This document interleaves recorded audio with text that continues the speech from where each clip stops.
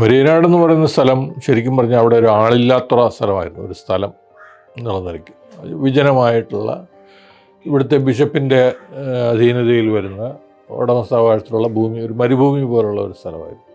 Aid കൊടുക്കുന്ന ഒരു bishop വഴി കൊടുക്കും. അപ്പോൾ പലരും ഫിഷിംഗ് എക്യുപ്മെൻറ്റിന് വരെ പൈസ കൊടുക്കും. പക്ഷെ അങ്ങനെ കൊടുത്തതൊന്നും വിജയിച്ചില്ല എന്ന് വെച്ചാൽ അത് ഒരു ആളുകൾക്ക് ബെനിഫിറ്റ് ഒന്നും വലുതായിട്ടുണ്ടായില്ല. ആദ്യമൊക്കെ പല ഫാമിലീസിനും ഭയങ്കര ബുദ്ധിമുട്ടായിരുന്നു ഇതുമായിട്ട് അഡ്ജസ്റ്റ് ചെയ്ത് പോകാൻ. ചിലരൊക്കെ തിരിച്ചു പോവുക വരെ ചെയ്തു. പക്ഷേ കുറേ പേര് നല്ലൊരു വിഭാഗം തുടർന്നു ഇവരുടെ സഹായത്തോടെ. അപ്പോൾ ഇങ്ങനെ ഫിഷിങ്ങിൽ കിട്ടുന്ന പൈസ കൊണ്ട് അപ്പോൾ കുറേ കഴിഞ്ഞപ്പോൾ അവരുടെ ഭാഗത്ത് നിന്ന് ഡിമാൻഡ് ഉണ്ടായി, ഞങ്ങൾക്കൊരു പള്ളി വേണം. പക്ഷേ ഈ സിസ്റ്റം അവിടെ ഈ ഫിഷിങ്ങിലുള്ള മിഡിൽമെന്നെ നേരിട്ട് കൊണ്ടുള്ള എക്സ്പ്ലോയിറ്റേഷൻ ഒഴിവാക്കിക്കൊണ്ടുള്ള സിസ്റ്റം അവിടെ വിജയിച്ചു. പിന്നീട് അവിടെ പക്ഷേ ഒരു തുരുത്ത് മാത്രമായിട്ട് ഇങ്ങനെ നിൽക്കാൻ കഴിയില്ലല്ലോ. അപ്പോൾ പിന്നെ പൊളിറ്റിക്സ് വന്നു, പിന്നെ അവിടെ അച്ഛന്മാർ കളിച്ചു, ഇങ്ങനെ പലതുമൊക്കെ സംഭവിച്ചു.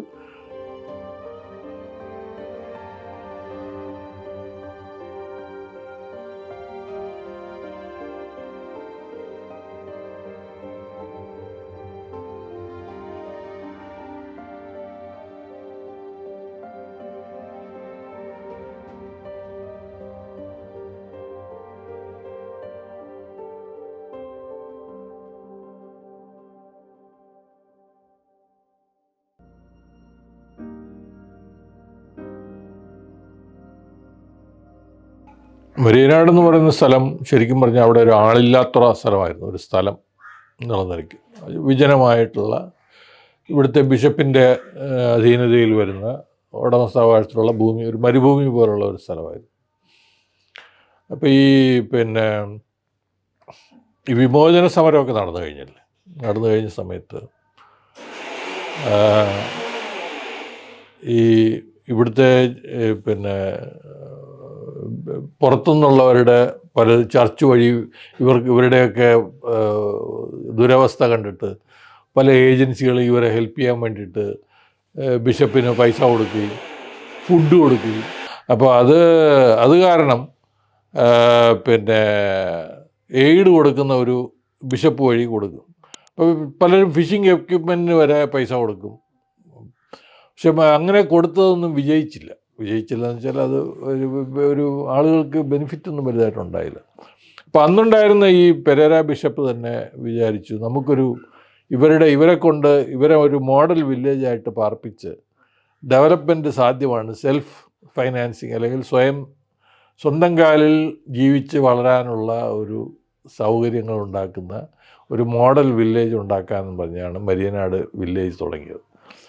അപ്പോൾ എല്ലാ ഗ്രാമങ്ങളിൽ നിന്നും പള്ളികൾ വഴി ഏറ്റവും ദരിദ്രരായിട്ടുള്ള കുറേ ഫാമിലീസിനെ തിരഞ്ഞെടുത്ത് ഏകദേശം 100ഓളം ഫാമിലീസിനെ അവിടെ കൊണ്ടുവന്ന് വീടും കൊടുത്ത്, പക്ഷേ എല്ലാവരോടും പറഞ്ഞിട്ട് ഇതൊക്കെ നിങ്ങൾ വായ്പയാണ്, നിങ്ങൾക്ക് ഫിഷിംഗ് എക്യുപ്മെൻറ്റ് തന്നാലും അത് ഉപയോഗിച്ച് നിങ്ങൾ മീൻ പിടിച്ച് തിരിച്ചടയ്ക്കണം, അങ്ങനെയൊക്കെയുള്ള ഇതിലാണ് തുടങ്ങിയത്.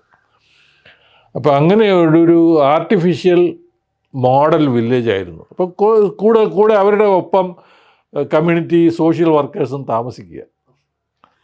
അവരെ ഒരു കമ്മ്യൂണിറ്റി ഹെൽത്ത് സെൻറ്റർ ഉണ്ടാക്കി, ചർച്ചില്ലായിരുന്നു കേട്ടോ, കമ്മ്യൂണിറ്റി ഹെൽത്ത് സെൻറ്റർ ഉണ്ടാക്കി, നഴ്സറി സ്കൂൾ ഉണ്ടാക്കി, ഇതൊക്കെ ഇങ്ങനെയുള്ള ഫെസിലിറ്റീസോടു കൂടിയാണ് ഇവരെ പാർപ്പിച്ചത്. ആദ്യമൊക്കെ പല ഫാമിലീസിനും ഭയങ്കര ബുദ്ധിമുട്ടായിരുന്നു ഇതുമായിട്ട് അഡ്ജസ്റ്റ് ചെയ്ത് പോകാൻ. ചിലരൊക്കെ തിരിച്ചു പോവുക വരെ ചെയ്തു. പക്ഷേ കുറേ പേര് നല്ലൊരു വിഭാഗം തുടർന്നു ഇവരുടെ സഹായത്തോടെ. അപ്പോൾ ഇങ്ങനെ ഫിഷിങ്ങിൽ കിട്ടുന്ന പൈസ കൊണ്ട് അപ്പോൾ കുറേ കഴിഞ്ഞപ്പോൾ അവരുടെ ഭാഗത്ത് നിന്ന് ഡിമാൻഡ് ഉണ്ടായി, ഞങ്ങൾക്കൊരു പള്ളി വേണം, ചർച്ച്. അപ്പോൾ അതുവരെ അവിടെ ഒരു ചെറിയൊരു കമ്മ്യൂണിറ്റി സെൻറ്റർ പോലെ ഒരു സെൻറ്ററും ആരെങ്കിലും പുറത്തുള്ള അച്ഛന്മാരവിടെ വന്ന് പൂജ ചെയ്യുകയൊക്കെ. അപ്പോൾ അത് പോരാ, നമുക്കൊരു പള്ളി വേണം. അപ്പോൾ ഞങ്ങൾ പൈസ, അപ്പോൾ ഇവർ ചോദിച്ചപ്പോൾ പള്ളി കെട്ടാൻ എങ്ങനെ ഉണ്ടാകും? അപ്പോൾ അവർ പറഞ്ഞു, ഞങ്ങൾ ഫിഷിങ്ങിൽ നിന്നുള്ള പൈസ ഞങ്ങൾ തരാം പള്ളി ഉണ്ടാക്കാം. ശരി. അപ്പോൾ ഈ കമ്മ്യൂണിറ്റി ഇവർ പറഞ്ഞു, ശരി, നിങ്ങൾക്കതാണ് ആവശ്യമെങ്കിൽ നമുക്കത് ചെയ്യാം. പക്ഷെ അവിടെ ഫിഷിങ് നടത്തി കൊണ്ടുവരാൻ തുടങ്ങിയപ്പോഴാണ് അവിടെ ഒരു മിഡിൽമാൻ ഉണ്ടായിരുന്നു. അപ്പോൾ അയാൾ വഴി മീൻ വിൽക്കുന്നതുകൊണ്ട് ഈ പള്ളിക്ക് കൊടുക്കുന്നതും കൂടെ കൊടുത്തു കഴിഞ്ഞാൽ പിന്നെ നമുക്ക് ഭയങ്കര പ്രശ്നമാണ്. അപ്പോൾ അവർ സോഷ്യൽ വർക്കേഴ്സിനോട് പറഞ്ഞു, ഇതൊരു വലിയ പ്രശ്നമാണ്, ഞങ്ങൾക്ക് ഇതിനെന്തെങ്കിലും.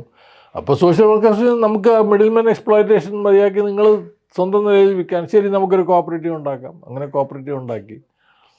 കോപ്പറേറ്റീവ് ഉണ്ടാക്കി ഇവർ മിഡിൽമാൻ പറഞ്ഞ് ഞാൻ നിങ്ങൾക്ക് പൈസ, അപ്പോൾ ഇവർ കുറേ പേരൊക്കെ പറഞ്ഞു ഞങ്ങൾ പൈസ തരാം, ഞങ്ങൾ കിട്ടുമ്പോൾ വരുമാനം തരാം, നിങ്ങൾ ഞങ്ങളുടെ മീൻ വിൽക്കണ്ട, അത് ഞങ്ങൾ വിറ്റോളാം. അങ്ങനെ തർക്കവും പ്രശ്നങ്ങളൊക്കെ ആയി. അപ്പോൾ ഈ സോഷ്യൽ വർക്കേഴ്സ് ഫിഷർമെൻ്റെ കൂടെ നിന്നു. പ്രശ്നം എന്താണെന്ന് വെച്ചാൽ ഈ മിഡിൽമെന്നൊക്കെ ഈ പള്ളിയിലൊക്കെ വലിയ സ്വാധീനമുള്ളവരാണ്. അപ്പോൾ ഇത് ഇങ്ങനെ തുടങ്ങി കഴിയുമ്പോഴത്തേക്കും പള്ളിയിൽ അച്ഛൻ പൂജ ചെയ്യാൻ പോലും വരത്തില്ല. അങ്ങനെ ഭയങ്കര ഫൈറ്റായിരുന്നു. അങ്ങനെ ആ ഫൈറ്റ് ചെയ്തിട്ടാണ് അതിനെ നേരിട്ട്, പക്ഷേ അത് തോൽപ്പിച്ചു. ശരി, കുറച്ചു കാലം പള്ളിയിൽ പൂജയൊന്നും ഇല്ലായിരുന്നു. അപ്പോൾ ബിഷപ്പൊക്കെ ഇടപെട്ടു, വേറെ ചില അച്ഛന്മാരെ അയക്കാനൊക്കെ നോക്കി, അങ്ങനെയൊക്കെ വലിയ സംഘർഷമൊക്കെ ഉണ്ടായി. എന്തായാലും അവരത് സക്സീഡ് ചെയ്തു, അവർ കൂട്ടായി നിന്ന്. അപ്പോൾ അപ്പോഴാണ് അവർക്ക് മനസ്സിലാകുന്നത് എന്തുമാത്രം ഇയാൾ ചൂഷണം ചെയ്തുകൊണ്ടിരിക്കുകയാണ്. കോപ്പറേറ്റീവ് ഉണ്ടായി. അപ്പോൾ പിന്നെ ആ വില്ലേജ് അങ്ങ് ഫ്ലറിഷ് ചെയ്യാൻ തുടങ്ങി. പിന്നെ അവർ പള്ളിയൊക്കെ അവർ തന്നെ ഇങ്ങനെ ഉണ്ടാക്കി. അപ്പോൾ ഇത് വീടുകളും എല്ലാം കോപ്പറേറ്റീവ് അടിസ്ഥാനത്തിൽ കൊടുത്ത് അതിൻ്റെയൊക്കെ പൈസയൊക്കെ തിരിച്ചടയ്ക്കുക. സേവിങ് സ്കീം ഉണ്ടായി, എല്ലാ സ്ത്രീകൾക്ക് തൊഴിൽ കിട്ടുന്ന പരിപാടി. ഇങ്ങനെയുള്ള ഒരു ഐസൊലേറ്റഡ് ആയിട്ടുള്ള ഒരു ഗ്രാമത്തിൽ മാത്രമായി ഒരു വില്ലേജ് ഇങ്ങനെ ഡെവലപ്പ് ചെയ്തു വന്നു. അപ്പോൾ ഇതിൻ്റെ ഇമ്പാക്റ്റ് പലതരത്തിലായിരുന്നു. അപ്പോൾ ഇത് കണ്ടിട്ട് ഒരുപാട് ആളുകൾ അവിടെ, അപ്പോൾ അപ്പോഴും അവിടെ സ്ഥലമൊക്കെ ഉണ്ട്. അപ്പോൾ ഇവിടെ വന്നാൽ നമുക്ക് മീൻപിടുത്തം സുഖമായി നടത്താം, എക്സ്പ്ലോയിറ്റേഷൻ ഇല്ലാതെ എന്ന് പറഞ്ഞിട്ട് ഒരുപാട് ആളുകൾ പലയിടങ്ങളിൽ നിന്നും അവിടേക്ക് കുടിയേറാൻ തുടങ്ങി.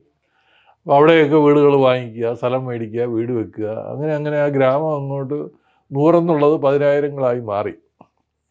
പക്ഷേ ഈ സിസ്റ്റം അവിടെ ഈ ഫിഷിങ്ങിലുള്ള മിഡിൽമെന്നെ നേരിട്ട് കൊണ്ടുള്ള എക്സ്പ്ലോയിറ്റേഷൻ ഒഴിവാക്കിക്കൊണ്ടുള്ള സിസ്റ്റം അവിടെ വിജയിച്ചു. പിന്നീട് അവിടെ പക്ഷേ ഒരു തുരുത്ത് മാത്രമായിട്ട് ഇങ്ങനെ നിൽക്കാൻ കഴിയില്ലല്ലോ. അപ്പോൾ പിന്നെ പൊളിറ്റിക്സ് വന്നു, പിന്നെ അവിടെ അച്ഛന്മാർ കളിച്ചു, ഇങ്ങനെ പലതുമൊക്കെ സംഭവിച്ചു. പക്ഷെ ഇപ്പോഴും ആ ഗ്രാമത്തിൽ ഞാൻ പറയും ഫിഷിങ്ങിൻ്റെ കാര്യത്തിൽ ഇപ്പോഴും ആ സിസ്റ്റം അവിടെ നിലനിൽക്കുന്നത് കൊണ്ട് അതൊരു വേറിട്ട ഒരു ഗ്രാമം തന്നെയാണ്. പക്ഷേ ഒരു തരത്തിൽ പറഞ്ഞാൽ തിരുവനന്തപുരത്തെ ഫിഷിങ്ങിൽ ഏറ്റവും അഡ്വാൻസ്ഡ് ആയിട്ടുള്ള ഒരു വില്ലേജ് എന്ന് വേണമെങ്കിൽ പറയാം. പലരും അവിടുത്തെ ഫിഷർമാനൊക്കെ വന്നിട്ട് മരീന മോഡൽ ഞങ്ങൾക്കും വേണം, അപ്പോൾ ഇവരോട് ആവശ്യപ്പെടുകയും തുടങ്ങുകയും ചെയ്തു. ചിലയിടത്തൊക്കെ തുടങ്ങി, പക്ഷേ പലയിടത്തും പൂർണ്ണമായി വിജയിക്കാൻ കഴിഞ്ഞില്ല. മരീനാട് പോലെ ഒരു എസ്റ്റാബ്ലിഷ് സിസ്റ്റം പലയിടത്തും ഉണ്ടാകാൻ കഴിഞ്ഞു. ചിലയിടത്തൊക്കെ കുറേ കാലം നടന്നു, വിജയിക്കാത്തതുമുണ്ട്. പക്ഷെ പിന്നെ ഫിഷിങ്ങിലൊക്കെ ഉണ്ടായിട്ടുള്ള മാറ്റങ്ങളും ഒക്കെ വേറൊരു തരത്തിലേക്ക് മാറിയല്ലോ. അവിടെ പിന്നെ ഈ ഹാർബറൊക്കെ വരികയും പുതിയ പ്രശ്നങ്ങൾ ഉണ്ടാകുകയും ഒക്കെ ചെയ്തതിൻ്റെ പ്രശ്നങ്ങളുമുണ്ട്. പക്ഷെ പിന്നെ പല പുതിയ ഇഷ്യൂസ് ഇവോൾവ് ചെയ്യാൻ തുടങ്ങി. ഇപ്പോൾ ഉദാഹരണത്തിന് തീരം ഇല്ലാതാകുക, ഈ തെറ്റായ കൺസ്ട്രക്ഷൻ, ഇപ്പോൾ വിഴിഞ്ഞം പോലുള്ള പദ്ധതികൾ, അതുപോലെ അല്ലെങ്കിൽ ഹാർബറുകൾ നിർമ്മാണത്തിലൊന്ന് അവിടെ 5 തെങ്ങിൽ തന്നെ തീരം പോയി. ഇതൊക്കെ വലിയ ഇഷ്യൂസാണ്. അപ്പോൾ അങ്ങനെയുള്ളതിനൊന്നും കോപ്പറേറ്റീവ്സിന് നേരിടാൻ കഴിയില്ലല്ലോ. അപ്പോൾ അത് വേറെ ഇഷ്യൂ.